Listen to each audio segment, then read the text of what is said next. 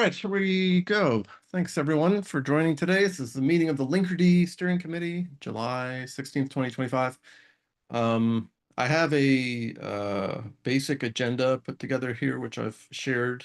And why don't we do intros kind of, and I'll go through this, what is the steering committee? And then at that, I'll add something here, feedback on agenda. Priya, I know you already added something about conformance tests. We want to make sure we get to that. But if anyone else thinks of something while we're talking, this is a living agenda. All right, and we got Christian too. Great. Yeah, hi. Hi, Christian. Okay, so perfect timing. We're just going to do intros. So as punishment for being late, do you want to kick it off? Yeah, hi. I'm Christian Hüning from Germany, Hamburg. I'm leading the cloud efforts at BWI, which is the IT supplier of the German Armed Forces. Awesome.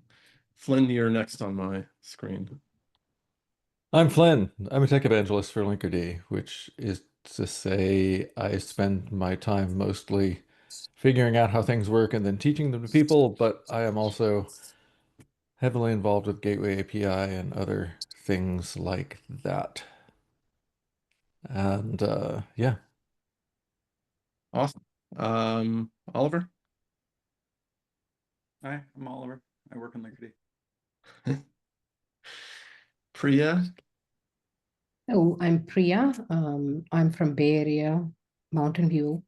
I work for Earnin. I'm a staff engineer there. I was the one who led the Linkerd project for our team. Service Mesh, I swapped out App Mesh to Linkerd. I'm new to this steering committee, and I'm very happy to join here and be of any help. Awesome. Improve the product. Yeah. And Gia, do you want to introduce yourself, or do you want to stay anonymous, hidden in the background? Well, I've chatted with both Christian and Priya, so good to see you all again. And I just joined this one to listen a little bit. Might need to hop off early, but good to see both of you again. Yeah, awesome. And I'm William Morgan. I'll talk about my role in a minute or two in the steering committee, but it's great to see everyone here. Thank you for joining. Priya, this is your first time, so really appreciate you being willing to be part of the fun. We have two people who couldn't join us today who are on the steering committee. Steve Gray lives in Australia and the time zone is incompatible. So next time we meet, we might shift it to make it hard for Europeans and easy for Australians. And then Dimple from Compare the Market is also a steering committee member, but could not make it at the last minute. So hopefully we'll see them next time around. Okay, let me, since we have some new faces, let me go through this. Oh, I have it pulled up here. What is the steering committee? So let's just talk about, what this thing is and why we're here. So this is something that the TOC, the CNCF Technical Oversight Committee asked us to create when the project graduated in the CNCF way back in 2021. And the idea is that we have this independent kind of body that has oversight over the Linkerd project. And so, you can read through this charter at your leisure, but I think what's important is that you are, as steering committee members, you're supposed to represent the voice of the users, and you're supposed to help work with the maintainers and directors, I'll talk about that in a second, to guide the development efforts so that, we don't go do something totally crazy or off base. So basically you're kind of like you're the voice of the user, you're an independent body. The one thing that we did that I'm really happy about is we said, who can join the steering committee? Well, you have to be responsible for a production Linkerd deployment, of non-trivial size, or, you need to have been responsible within the past year or two. So that's kind of the biggest requirement. And of course you need to, attend the meetings and abide by the code of conduct. So I'll pause there. Does this make sense to everyone? You have a solemn duty. Yes, it is. Okay, and so you know, as part of this, we meet, you know, on a periodic basis. The scheduling is always the most complicated part. I do record these meetings, we throw them on YouTube. I think we have a maximum of 13 views, you know, on our most popular video. So it's more an exercise for posterity than anything else.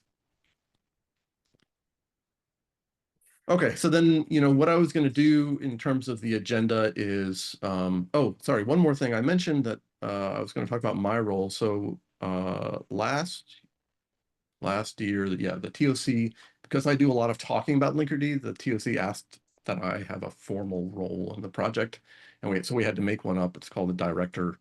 I'm not a maintainer because I don't write code, but I think I'm officially in maintainers as a director.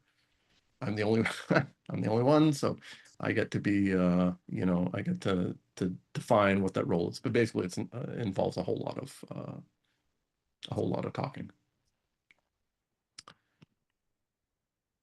Okay, so what I was going to do for the agenda was, you know, I would like a little feedback from you folks on the time and the frequency, but I wanted to point out we have a really nice case study that is 2 days old from Imagine Learning. You know, we don't need to read through it together, but I wanted to share this. And, you know, if there's some interesting stuff in this case study, we're going to start kind of promoting it. You know, if anyone comes to mind that you think would be interested in reading this, feel free to share that. And then after that, I was going to run through the 2.18 release and kind of just walk very briefly through the highlights. And then if we feel like it, we can jump into some of the bug fixes, and there's a cert manager issue that we can just kind of talk through, stuff that we've discovered since the 2.18.0 release that we've, you know, fixed. And then at the end, I left some time for 2.19 and also for conformance tests. I don't have a lot to say. Maybe other people do on 2.19. So I'm hoping that'll be quick. But if it feels like we're getting close to the top of the hour, I want to make sure we get to conformance tests. So I might push this up earlier, kind of depending on how time goes. So I'll pause there. How does that sound to everyone? Does anyone want to add or remove anything from this agenda?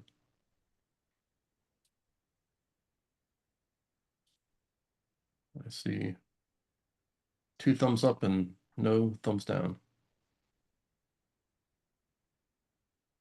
Okay, so then let's move into it. We're already on step 4. I think the goal for us is to do this meeting on a quarterly basis. Is there a particular day of the week? Let me start with that, because I think the time is going to have to fluctuate given our Australian attendance. Is there a particular day of the week that is kind of worse or better for anyone, or are they all equal? No, not really for me. They're all equal. Priya, what about you? Yeah, if I know ahead, I would be able to, you know, accommodate that time. Okay. Yeah, Yeah. as long as I don't get any Sub-Zero incident where I have to jump off. Yeah, of course. Yeah, we all have our day jobs. Okay, so then I'll probably schedule the next one out for, you know, another 3 months from now on a Wednesday. And yeah, again, if the time is like 2 a.m. Eastern, you know, European time, then please don't feel obligated to attend. Okay, and then the case study. So we'll just look at this really quickly. So this was a really nice write-up from Blake Romano, who's someone we've been working with pretty closely for a couple of years now. Imagine Learning. 40% network costs. Super cool. There's actually some really nice numbers in here. If you go through this, they talk about operational overhead, efficiency, reducing the costs, service mesh related CVEs have been reduced by 97%. So I don't know if that's comparing us to the Linkerd of today to Linkerd of yesterday, or Linkerd of today to another service mesh, but you'll have to read the article to find out.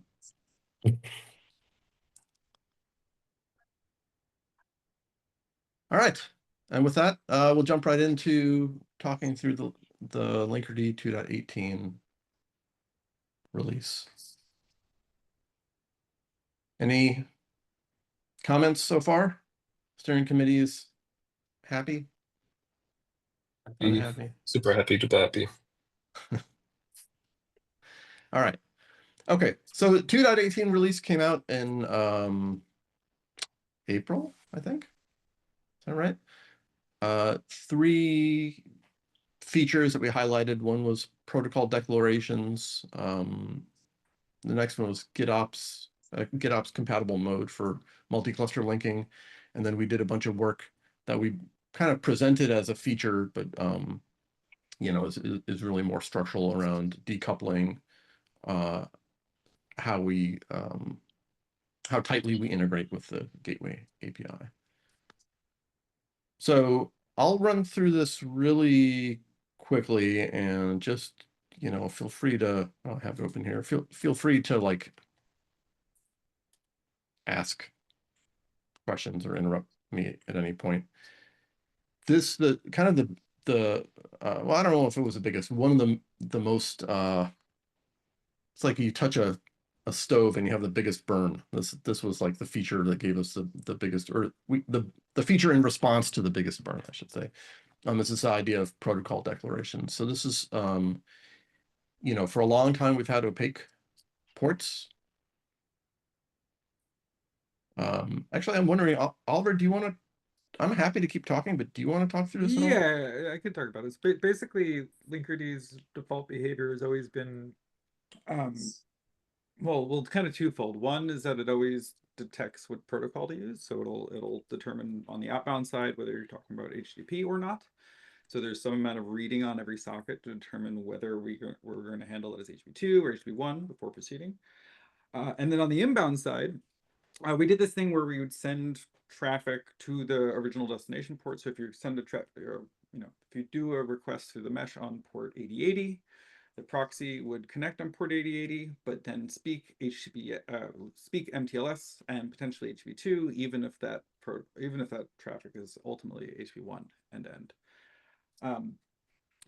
Meanwhile, to support non-HTTP traffic through the MTLS mode, we also added this mode of transport through the proxy's inbound port with 4143 that does extra, passes some extra protocol information, routing information along with the connection via like an ALPN header, et cetera, like via protocol negotiation for MTLS to do that. And so what we realized is like, actually, that's the preferred mode, right? If we don't have to do guessing about protocols as we handle things, it'd be much better if we're just sending everything over this one port so that the proxy can then do routing reliably. And then if we're having any, you know, we don't have to start reading randomly on sockets. We can kind of predictably read and say, okay, if we don't read this much data in this amount of time, it's a read timeout, right? And it lets us handle things more predictably.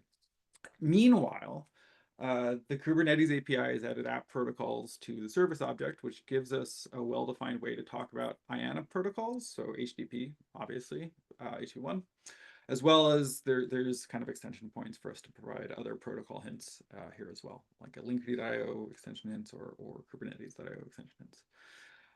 That's all to say these two features together allow us to totally disable protocol detection in most applications now. By setting app protocol on a service, we'll skip protocol detection on the outbound side. That'll all get routed through the proxy's MTLS protocol without protocol detection on the inbound side. We still have more to do to extend this beyond service load balance service. Load balance services, so headless services this doesn't apply to. Things like Prometheus this wouldn't apply to today. So there is more work to do, and then ultimately to disable TLS sniffing on the inbound side. But this is a much better state for the mesh, we think, and it's a good, you know, building on Kubernetes primitives and prior Linkerd primitives to build a better solution here.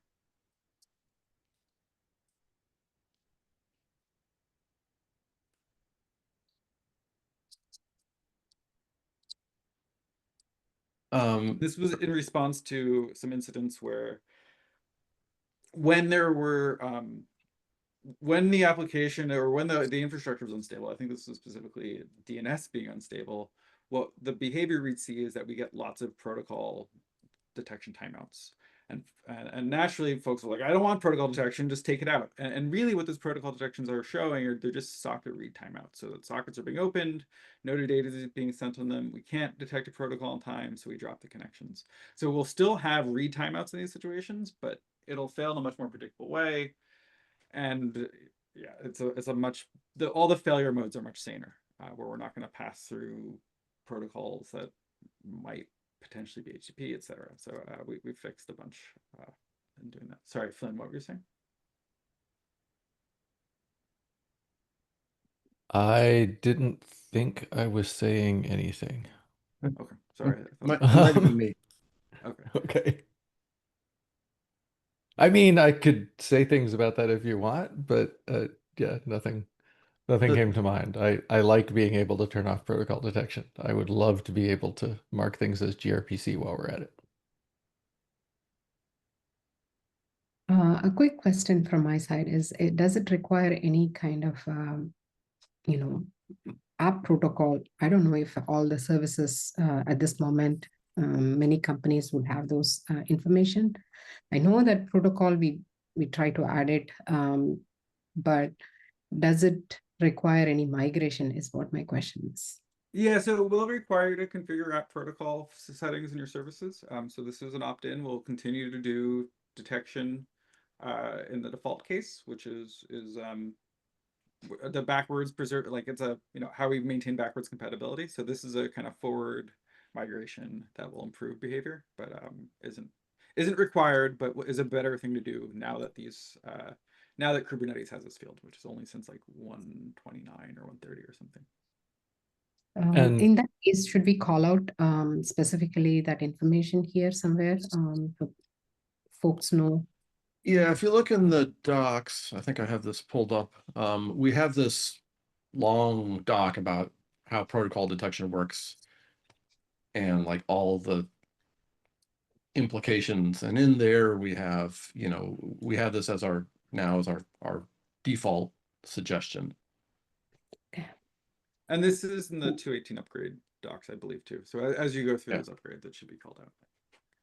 Thank you. one other thing, if I'm remembering correctly, Priya, you don't have to do anything fancy. You can literally just set app protocol on a service that already exists with a patch or kubectl edit or something like that. And I believe it just immediately takes effect. So it's not a big dramatic migration or anything like that.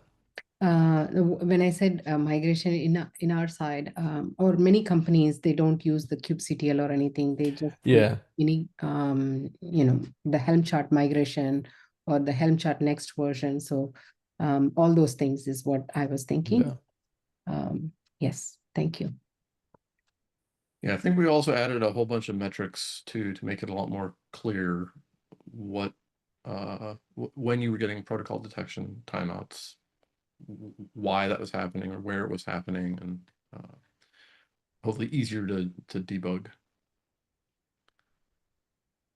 And then I brought this up because I had at Linkerd Day at the last KubeCon EU, I had a long set of slides about this. So if you want a visual version, yeah. I presented this in the context of like, there's been a long history of like, how do we improve the surface area of, of the configuration that's required and not required for Linkerd. The reason why we have protocol detection in the first place, was to make it really easy to drop Linkerd in without requiring you to do a bunch of config. So now we're kind of like adding optional config. Okay, so that's that. The other thing we added was GitOps compatible multi-cluster linking. Oliver, do you want to talk about this or do you want me to?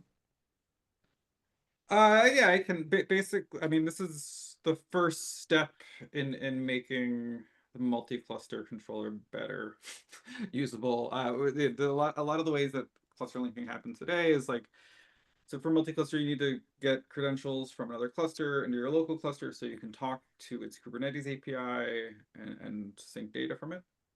And that was a pretty manual, like you would deploy a new controller for every link that you go create. And so it's a really like fragile operational model and doesn't really work well with like, GitOps style deploys. So at least with this step, what we've done is we've decoupled that so the controller can exist in cluster and just read resources off cluster. Today, that's done via Helm configuration that specifically enumerates the links to consume. In a following release, probably not 2.19, but in an upcoming release, we'll extend that to do discovery based on label selector. So we can just say, okay, like any link that has these labels, we'll just read up and integrate with and start syncing. So I think this also will dovetail with, I think, pulling a bunch of the multi-cluster controller work into the core control plane. Having this be an extension just for this piece of it is not really desirable, I think. So that like improving our service mirror component to be more generalizable, hopefully, so that we can pull this into core.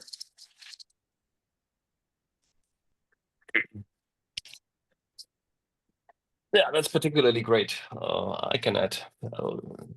This feature was added On to my make side. Christian happy. Yes. Well, if you have a couple hundred clusters that you want to interconnect, that's quite handy. Yeah, so at least now this can be done declaratively. Again, I think we Yes. want to make this more dynamic, but Yeah. baby steps. And Priya, because I know you're going to ask it, we do also have docs for how to do this. Yeah, I'm all about docs. Yeah. And if you have existing link objects, that they will continue working as is. But if you want to upgrade them to this new style, then you have to like do some stuff. Mm-hmm.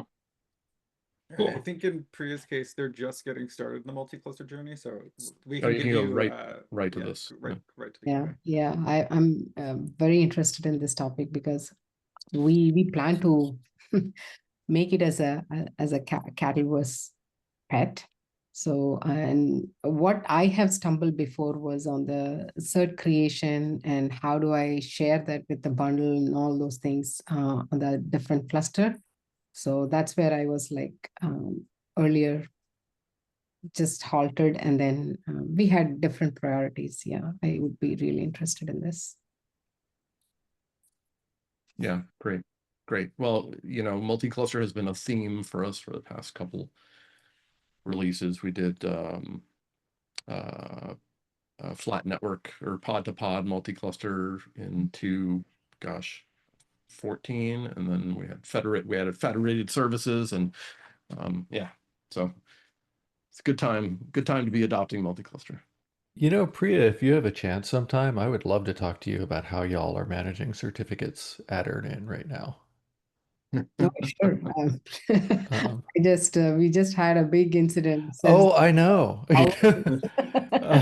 Funny I would be very timing for happy that. to talk to you about that. Yeah, I meant to reach out to you last week about that after that whole incident. Because one of the things that was really interesting about that was that a lot of it comes into things like, okay, what would be the easiest way for y'all to manage certificates? What would that really look like from your point of view? So I'd love to hear a little bit more about that. Yeah. I also had a ticket open with Buoyant earlier this year about the multi-cluster setup and how the certificates are not working the way we expected, and it's kind of a manual work.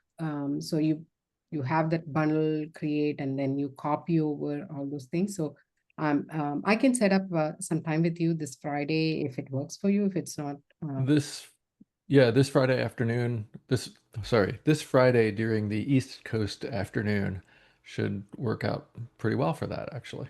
Yeah, I'll set up some time, and feel free to adjust our move. Yeah. And Christian, if you have some time to talk certificates, I'd love to talk to you as well, because you have so many clusters and things like that. Yeah, I guess I would need to find somebody that you can talk to, but yeah, we can certainly arrange that. That would be great. like Moritz and Jan, he's also on the Slack. So yeah. Yeah. And just, I hate certificates, just to give you all a sense of where I'm coming from on that. So Yeah, good. No, I mean the votes, they looked into the issue with cert manager and all that, so they're currently aware of everything around certificates in Linkerd, I guess. Yeah. Good. Great. Good. Okay, we do have a topic later on about this that specific cert manager issue.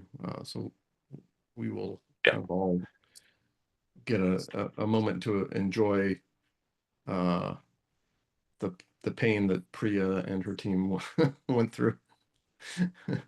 But first, I want to make sure we cover the last thing, last major thing that we talked about, which was gateway API decoupling.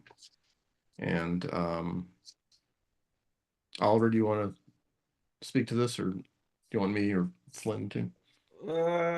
Yeah, we're not shipping gateway API securities anymore. This one's not really meaty.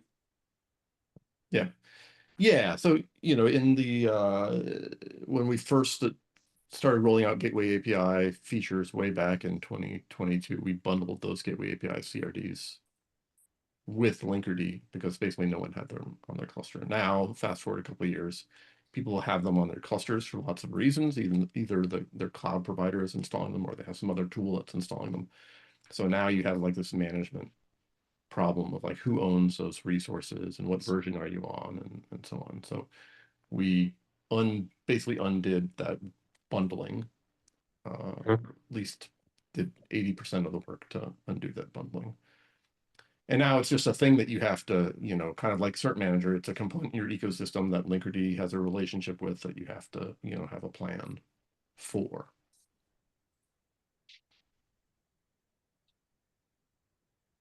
And I think that's, Flynn, anything you want to add or subtract from that statement? That's about it. We published Gateway API conformance for Gateway API 1.3.0 standard channel. That's right. Yeah, I know that should be in here. 1.2.1 also works. Yeah. Yeah. That's a good point. Let me add that to this. We published Gateway API. Can you send me a link when you get a moment? Performance or mesh profile, the 1.3.0 standard channel. Okay. All right. Which, Cool.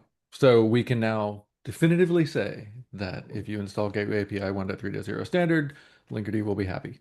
It will also be happy if you install 1.2.1 standard, or probably their experimental versions or whatever. But yeah. Okay, very cool. All right. A couple bug fixes I wanted to call out just as things we've learned since the 2.18 release. I should have linked these things, I guess, but I'll just run through them really quickly. And, Oliver is way more in the details than I am. We had a regression for HTTP timeouts that could cause them to time out after 30 seconds where they weren't before. We had an issue around gRPC response bodies not being sent during when retries were happening. We had an issue with multi-cluster installation in certain cases, and we had this cert manager thing, which is really more of an issue in with cert manager than with Linkerd, but the two projects have to play together nicely. These three things have all been fixed and a couple other things. Many other things I haven't called out have all been fixed in main and are in edge releases and stuff. And then the cert manager thing, I'll just to add this recently. So Flynn wrote this blog post. Priya, you're very familiar with it, but basically in cert manager 1.18, they changed the rotation policy from never to always, and I think arguably there should have been a major version bump because it's a breaking change. In certain situations, depending on how you've constructed your trust anchor, this will break your cluster, basically. So by upgrading Cert Manager, you now have put Linkerd into a state where it doesn't have the certificates that it needs to function.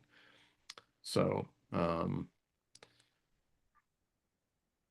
And in this, fact, we did argue that it should have been a major version of yeah. Insert Manager, yeah, just to be clear.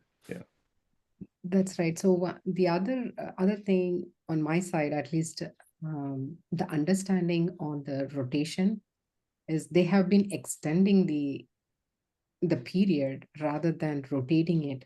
That's a new concept. I never realized that before, because of the Linkerd, we added the Cert Manager just to support that together. So that was a learning for us when it did. All these days it's been rotating. We were under the understanding, oh, this has been rotating, but actually they are extending the days. So that was like a huge learning or slack in my learning process before. So that's It's not just you. When I first ran across this and figured out that that was going on, I talked to a bunch of people and nobody knew that that was what was going on, which was one of the big arguments that I brought back to the Cert Manager folks to say, I found a mention of this in your docs, but clearly nobody is reading it. This is a big problem. And correct. Yeah, that Yeah. was the problem. So if we had known this before, we would have taken action. Yeah. yeah. And everybody I talked to said that as well. So Yeah.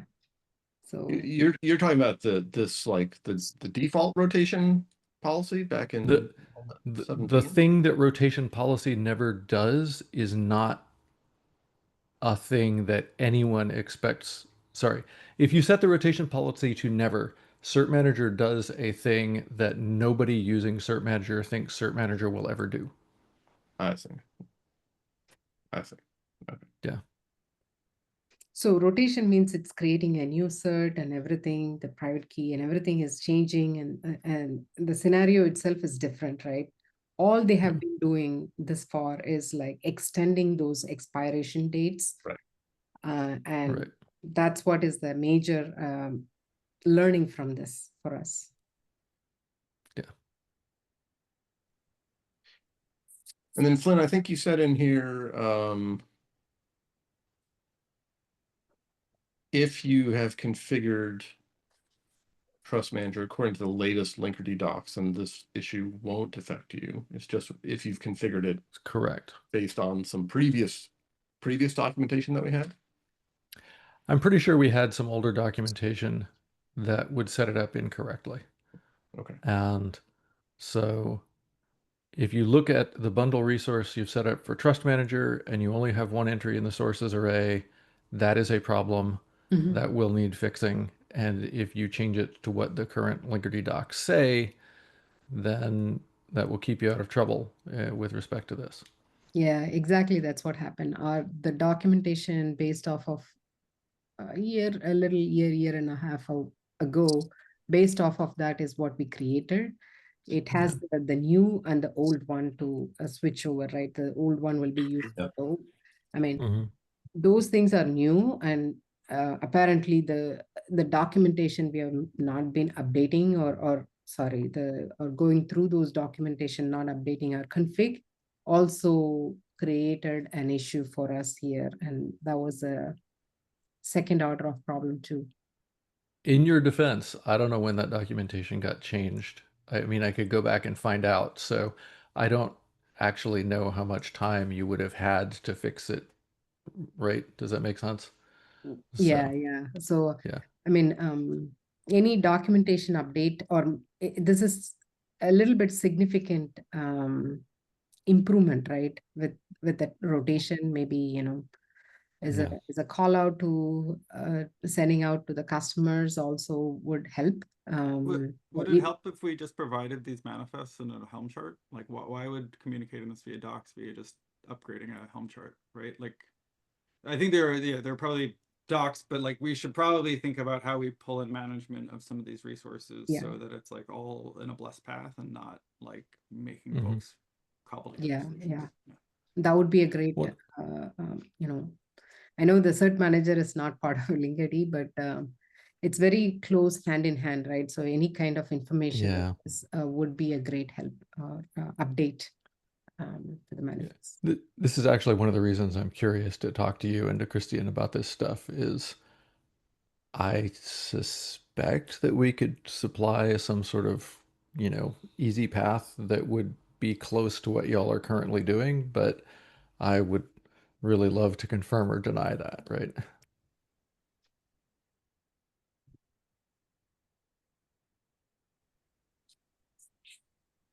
All right. Well, thank you for teaching us a valuable lesson, Priya. Yeah, we appreciate it. Yeah, thanks for biting the bullet. Right. Yeah. Christian gets to avoid this issue. I hope. If not, people will have to answer. Yeah. Well, I'm sure in your history of running Linkerd, the opposite has also been true, though. Priya's probably Nah, we never had benefited. issues. There were never any issues. We never got this. I know I didn't have any issues. One issue, the Sub-Zero incident that we had was because of the resource. I mean, a lot of workloads are coming in and we didn't manage the workload, the control plane workloads resources properly. And that created an issue. But other than that, Linkerd so far, I have worked on other service mesh, which is app mesh. It was a nightmare for me at that time, maintaining it and having the system up and running. But Linkerd, I really wanted to appreciate for all the things. It is made easy, and that's what I wanted to say. But this one was is off off the hook, and sometimes you don't upgrade as a first person. We have the software upgrade cadence. We just catch up very quickly. So so that was the issue that we had. So if you are the last person to upgrade, you would have known all those issues before. No. Yeah. Well, that's great to hear. I'm glad we're better than that mesh.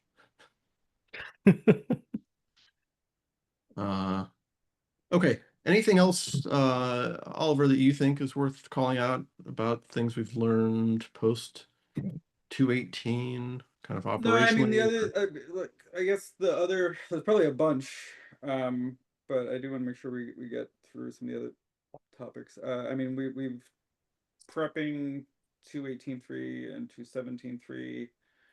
This has some of the we had to do some aggressive retry behavior, especially like when when proxies couldn't talk to the control plane, because for instance, if we rotated the certs, we would retry everything at with a max back off of every half second. So that created a real thundering herd, which made it impossible to bring things back up. So that's been extended to a minute. There is another issue we spotted in the hyper upgrade. So we did hyper is the HTTP library that the proxy uses. It had a major version milestone in the last year. So we've upgraded that. With that came some changes in default behavior that were a little subtle. We found another one of those with HT1 requests. The connection pooling logic was a little bit too aggressive. So that's going to get fixed in the backboard as well. And I think that's probably going to motivate a little bit more testing and some of those code paths related to the upgrade. So there could be some potential small follow-ups, but I think we're kind of hitting 218 is starting to look solid now that folks are picking it up. Towards 219, I think we have some questions to answer about the future Viz. So the Viz dashboard itself has not been maintained, but also most of the metrics ecosystem has evolved substantially around us. Linkerd proxy itself doesn't really satisfy open metrics or the specs going forward. So we're going to plot a path that deprecates a bunch of the metrics we export that are not one, that are higher cardinality, but two, don't really conform with best practices as we understand them. So there'll be new metrics coming online, old metrics coming away. That probably means deprecating a bunch of the existing Viz infrastructure and plotting some new stuff there that integrates better with the Prometheus stack and some of the other things. So that's stuff that's kind of actively being designed right now. We have TLS improvements coming into the proxy to really standardize around Russells. So again, Russells is a ecosystem library we use for TLS in our Rust components. And for the proxy to get FIP support, what we did is we added this kind of abstraction over the TLS implementation of the proxy that says, okay, either we can use Russells or we can use boring. That means that we've had to maintain like, oh, any type of TLS backend we want, we'd have to go add all these infrastructure for these things. So now we're targeting a mode, and I don't know if this is all going to land in 219 or not, but where we just adopt Russells, because Russells is that abstraction now. So you can plug in different backends into Russells at start time, basically, that determine which crypto backend to use. And so the current plan is that we're going to migrate entirely to Russells, and we're going to switch default crypto backends to be AWSLC, which is the libcrypto provided by Amazon. That's the default Russells uses, and they do have a FIPS 143 module that looks like what we'd expect.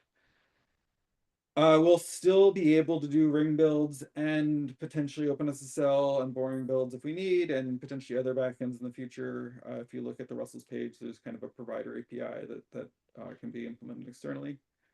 And so that work progresses. On the Go side, Go crypto stuff is very good. They just announced the 143 compliant version of Go. That has not been validated yet, so we'll wait on those validations probably. But all that's moving, I think, on the open source side to adopt the current state of the art there.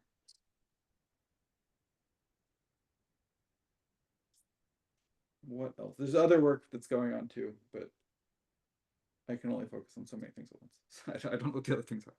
Some Windows stuff brewing in the background. Oh yeah. So well, I don't that's not really relevant to this group. Yeah, I take your point.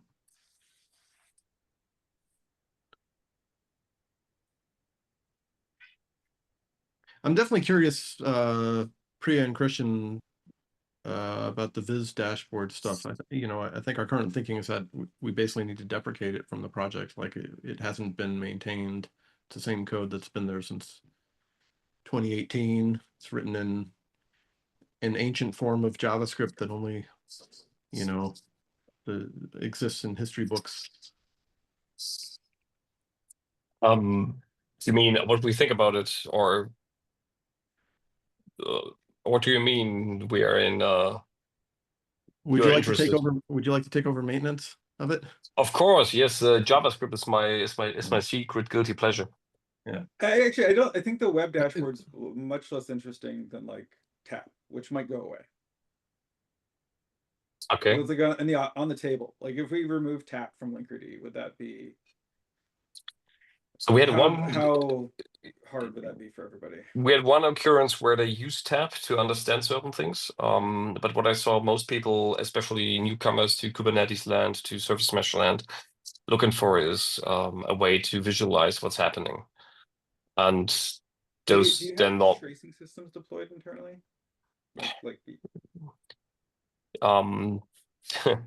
yes, yeah. But of course they would also have to be used. So they can do that even without this. It's more like that people approach the stuff like, okay, now what's that? Service mesh. Okay, so we're tackling service mesh now. So what does it do? Okay, MTLS. What does it look like? And then they love to see some kind of visualization. Like, yeah. But I mean, if it's I also understand the even back then we had, I think with Thomas, a lot of discussion about how efficient you can make it, how large scale you can make it, how many things you can visualize, and I understand the issues around that. Yeah, like more and more, I think our focus, like if you look at how Viz started, it is a way to like talk about your application. But what it doesn't tell you about is how Linkerd is running, if it's healthy, and like yeah. the baseline of like operating Linkerd. And I think, well, as we've onboarded a lot more customers, we realize that like the need to talk about Linkerd's health first and foremost is like really our like our essential job to be done. And then like most folks have other tools in their tool bag that talk about application health, and like I think we want Linkerd to integrate well with those. So like, but there's It's a bit of my tension there in understanding terms as of, well like, that at the point in time where people then start adding the service mesh, they get to the point where the application is running basically, and they start to understand what's really going on in cluster land. And then this thing is a way to visualize the overall setup that they've created by starting their cloud native journey. So you potentially are very right in the way that this is more like, yeah, okay, they're looking for some general form of visualization of the contents of the cluster and what's talking to what. okay, yeah. Yeah, I know we have some folks who really do rely on TAP, but my thought here is like I would love for the open source Linkerd boundary to basically be like, okay, we're going to support open metrics in such a way with these labels and these trace configs, and we're going to support open telemetry and maybe like some form of dynamic tracing tied to open telemetry, but that Linkerd's job is not to provide a whole visualization layer. Again, integrating with Kubernetes Stack or Fauna, there's plenty of places where we can ship. No, I agree. But, I think open telemetry is awesome. So if we had that, that would be perfect.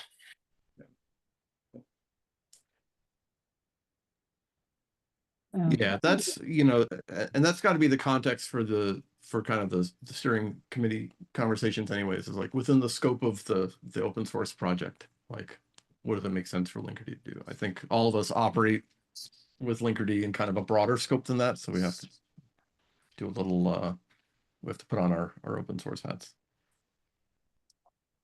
But I mean, I think the open, like to be clear, I think the open source goal is about getting the integrations with the ecosystem things that are open source. So there's Prometheus integrations, there's open telemetry, like we should be focused on slotting in directly into the existing systems. Yeah. Just for my own edification, so this, when we say the open telemetry metrics and all those things, are you also talking about the some of the very useful stuff that we get, like, you know, Oddsy or edges and stuff like that? So those things will also be part of this now? So the current system relies on like, okay, so we ship Viz and there's some like backend Prometheus backend, and it doesn't really scale. And then we have some CLI tools that work around that, and some visual, like the dashboard plugs in that data too. Our plan here is to like, okay, we're still going to integrate well with Kube, like with Prometheus, right? And so there are ways to just like get a Prometheus database, or Datadog, for instance. I think some customers running Datadog, and we do want to make sure that all of our data can like naturally get in there, and that you can answer all of those questions that those CLI tools work with. I think one of the big open questions that we don't have a good answer for is like, okay, the edges command, like, can we support that in the CLI going forward, or does that have to move into like a monitoring stack that's kind of outside of like the core Linkerd experience? More and more, like those Viz types of tools have not been maintained because there's this like fractured ecosystem of consumers out there. So I think we kind of want to figure out how to get closer to those integrations outside of like the core Linkerd, but where we're conformance testing Linkerd is on like, okay, we export these metrics in these formats, and we can make sure that like they can be consumed by these other data ingesters. So yeah, that's not an exact answer of where that's going to land, but I do think some of the helpful tools that are like in the CLI default might have to get deprecated as we kind of plot a path forward there. Thank you. All right, do we want to talk about conformance tests real quick before we run out of time? Priya, this was your topic. What are you thinking here? Yeah, so for core services, like, you know, Linkerd is one of our the central service for us right now. So we wanted to see if there are any conformance tests, and I wonder, you know, it was started before and it was like stalled in the middle. Maybe there was a valid reason for it. So I just want to see if, what was the reason? Can this be restarted so people whoever is using the Linkerd, it's a core for them. So having this information, the conformance test, end-to-end test, if it's all done and here is the result, what we could do would help all the customers, okay, this product is like solid.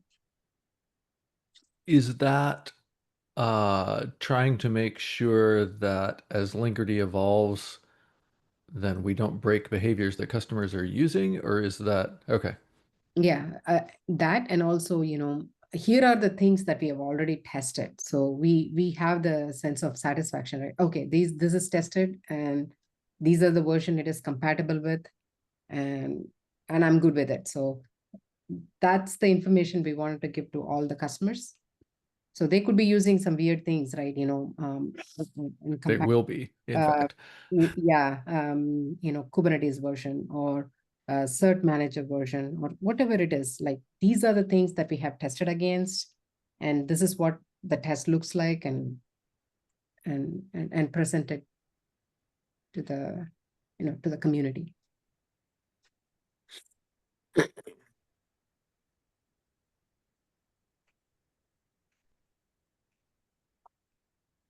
It was started and stopped. Any reason maybe why it was stopped, or is that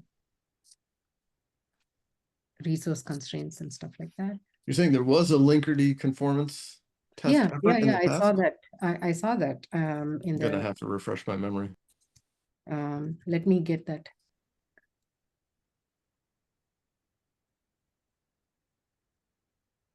I do remember the readiness check when you installed it via the CLI. I think there was some. Do you mean something else? I saw a few links around that. Let me post that in the chat. This was one, and there was a documentation around that as well.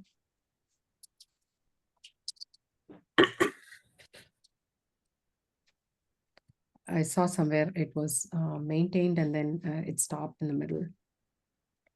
Let me try to get that. I've literally never seen this tool before. I This wonder repo if this before. was, we had a GSOC Google Summer of Code student at one point who wanted to tackle this. There are only 5 2 contributors, and one of them I don't recognize. So maybe that years was. ago. Maybe Yeah, that no, this was is the the thing here. GSOC. I got it. So this was the thing that Mayank submitted.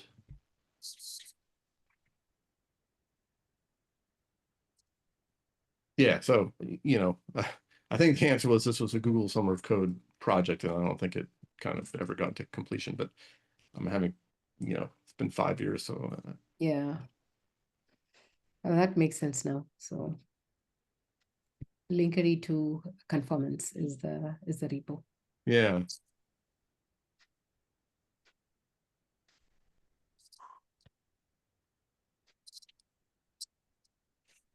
Oliver, Christian, thoughts? Yeah, I mean, we agree are with looking the into a lot of conformance testing anyways, or rather compatibility testing. This is going to be a big issue or thing going forward in many areas, especially when we talk interoperability. So you have various implementations of the same thing. You have clusters that are supposed to take applications from party A, the cluster is from party B, and you want to ensure beforehand that stuff works. So we have to look into that anyways. It's currently not on my table, but I think it would be very valuable to have something like that where you can at least say, okay, this is a standard conformance or standard conformance implementation or deployment of Linkerd, and it would work with what you have. So this kind of thing would be very valuable in certain areas. Yeah. That's my take. Yeah, the trick is getting the scope right. There's a lot of scope. There's a lot of, like, you can make this project impossible to achieve, or you can make it really narrow and focused. Yeah, and absolutely. you need to do all of them, so it'd be about prioritizing the right scopes and getting them validated. Yeah. Okay. So what I'm hearing, Priya, is yes, we agree this would be a good thing to have. Yeah, it will be valuable for all customers Yeah. because its service mesh is the core. It's a very central core service for any team to adopt to it. Yeah, definitely. Yes, we've definitely seen that. And one other topic that I want to bring is how much is the control plane can take. I have already spoken about this to Oliver and other team members who joined us last week. So when a new cluster comes in and we wanted to have like thousands of workloads as in a multi-cluster setup, how much it can take, and during the spike time for each customer, the spike time could be different in the nighttime or morning hours, or how much load it can take at a given time is something that we wanted to present it, or at least done some performance testing. And here is what we have done it, and here is the numbers, and that would be helpful too.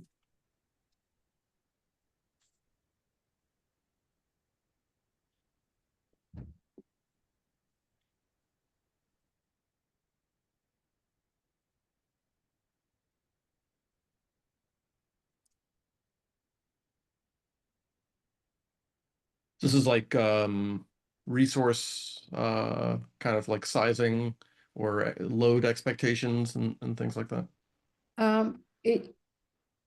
So suddenly the spike occurs. It not only just the resource on the control plane, it just dies down and never comes back.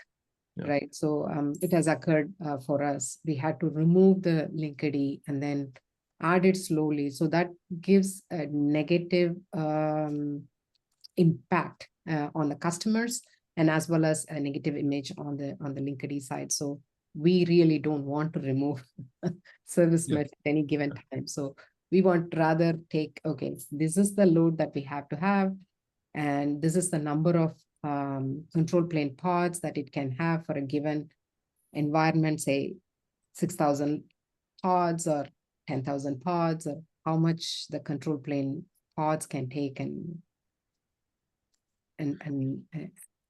everything is happy. So once the control plane is down, all the workloads are down too. So that's where we don't want to get into. Yeah. Okay, since we're at time, I think there's a lot that we could talk about on that topic, Priya. Since we're at time, I'm going to suggest that we table that for the next steering committee meeting. I think there's like 20 to 30 minutes of even preliminary conversation on that, if that works for you. Yeah, totally agree. I'm happy to pitch in and have meetings, or any way that I can provide some feedback. Yeah, great. Thanks, everybody. I gotta run. See you, Oliver. All right. Thank you very much. Really appreciate everyone's time. We're at the top of the hour, so I want to make sure we end things so that everyone can get on with their day jobs. Priya, welcome. It was great to have you. Christian, thank you as always. These notes are going to remain live, and so feel free to, well, you know how to get in contact with us. The conversation doesn't have to stop here. Thank you. All right.